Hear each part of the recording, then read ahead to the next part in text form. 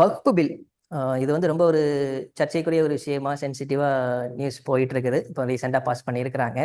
So first வக்ஃப்னா என்ன, இந்த வக்ஃபு பில்ல வந்து என்னென்ன அம்சங்கள் கொண்டு வந்திருக்காங்க அப்படிங்கிறத பற்றி கொஞ்சம் சொல்லுங்கள் சார். வக்ஃப் அப்படின்றது என்னன்னா, இப்போ நம்ம வந்து தானம் தரோம். எந்த ஒரு மதமா இருந்தாலும் அந்த மத நிறுவனங்களுக்கு தானம் தருவோம். அது கோயிலா இருக்கலாம், இல்லைன்னா சர்ச்சா இருக்கலாம், இல்லைன்னா இந்த மாதிரி வக்ஃப் அப்படின்னு சொல்லுவோம்.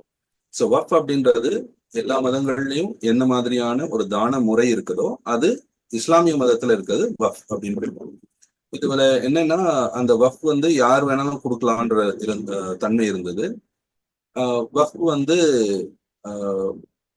அது கல்வி நிறுவனங்களுக்கு பயன்பாடா இருக்கலாம், அப்படி இல்லைன்னா நீங்க மத நிறுவனங்கள் அதுல இருக்கக்கூடிய மெயின்டெனன்ஸ்க்காக இருக்கலாம், அப்படி இல்லைன்னா ஒரு ஏழை எளிய மக்களுக்கு பணம் கொடுத்து உதவி பண்றது, அந்த மாதிரியான நிலைகளுக்கு என்னோட பங்கா நான் ஒரு தானத்தை கொடுக்குறது. அது எந்த ஒரு விதமாவும் இருக்கலாம். அது வீடா இருக்கலாம், இல்ல வீட்டுல இருந்து வரக்கூடிய வருமானமா இருக்கலாம், நிலமா இருக்கலாம்.